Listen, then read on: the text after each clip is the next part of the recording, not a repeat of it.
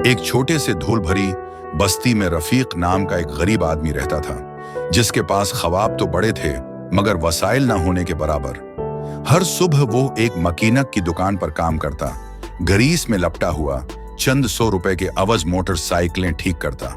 उसकी कमाई इतनी कम थी कि मुश्किल से खाना मिलता।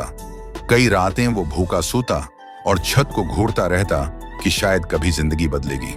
मगर फिर भी रफीक के दिल में एक छोटी सी उम्मीद की चिंगारी जलती रहती, शायद एक दिन किस्मत उस पर भी मेहरबान हो जाए। एक शाम उसने बच्चों का हुजूम देखा जो मोबाइल पर यूट्यूब की वीडियोस देखकर हंस रहे थे। वो तजस्सुस के मारे पास बैठ गया और पहली बार उसे एहसास हुआ कि यूट्यूब की दुनिया कितनी बड़ी है। ट्यूटोरियल्स, कॉमेडी, व्लॉग्स, सफर, मोटिवेशन, सब कुछ। इसी रात उसने खुद से एक सवाल किया जिसने उसकी जिंदगी बदल दी। अगर दूसरे वीडियोस बना सकते हैं तो मैं क्यों नहीं? मगर मसला ये था कि उसके पास न कैमरा, न पैसे, न ढंग के कपड़े, सिर्फ एक पुराना टूटी स्क्रीन वाला मोबाइल। फिर भी उसने हिम्मत न हारी और फैसला कर लिया कि कोशिश जरूर करेगा। अगली सुबह काम पर जाने से पहले उसने अपनी पहली वीडियो रिकॉर्ड की कि बगैर औजार के खराब बाइक कैसे स्टार्ट की जाती है। उसे लगा शायद 10 लोग देख लेंगे, बस। मगर अगले दिन वीडियो पर 3000 व्यूअर्स थे और लोग कमेंट्स कर रहे थे, मजीद वीडियोस बनाओ। रफीक ने बरसों बाद दिल में उम्मीद की गर्मी महसूस की। काम के बाद वो मजीद वीडियोस बनाने लगा, बाइक टपस, मरम्मत के आसान तरीके और वो तरकीबें जो सिर्फ माहिर मकीनक जानते हैं। इसका चैनल आहिस्ता आहिस्ता बढ़ने लगा और जल्द ही उसने 1000 सब्सक्राइबर्स हासिल कर लिए। मगर एक नई मुश्किल सामने आई, उसका मोबाइल बार बार बंद हो जाता, एडिटिंग नहीं हो पाती। हार मानने के बजाय रफीक ने अपने चंद पुराने औजार बीच कर थोड़ा बेहतर मोबाइल खरीद लिया।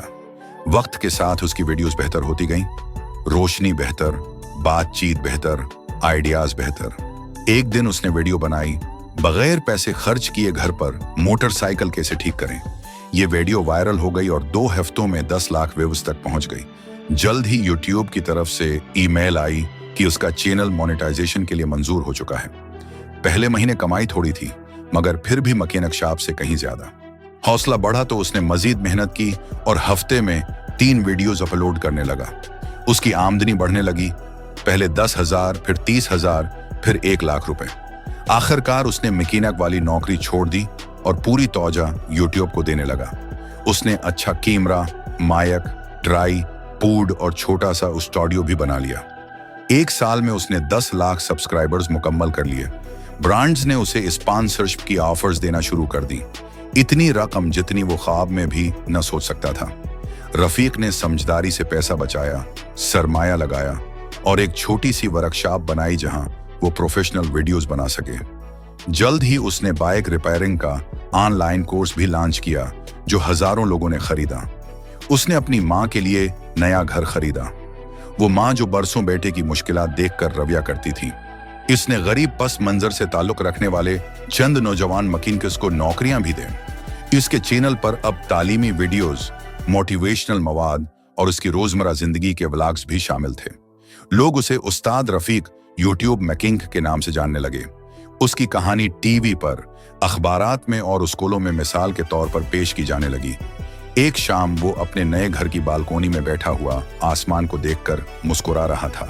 उसे वो रातें याद आएं जब वो भूखा सो जाता था, सोचता था कि शायद तकदीर उससे नाराज है और अब तकदीर उसे उससे ज्यादा अता कर रही थी जितना उसने कभी मांगा भी नहीं था। यूट्यूब ने न सिर्फ उसकी कमाई बदली बल्कि उसकी पूरी जिंदगी बदल दी और रफीक हर दिन शुक्रगुजारी, खुशी और उस यकीन के साथ गुजारता कि आगाज जितना भी गरीब हो, ख्वाब सच्चे हो सकते हैं।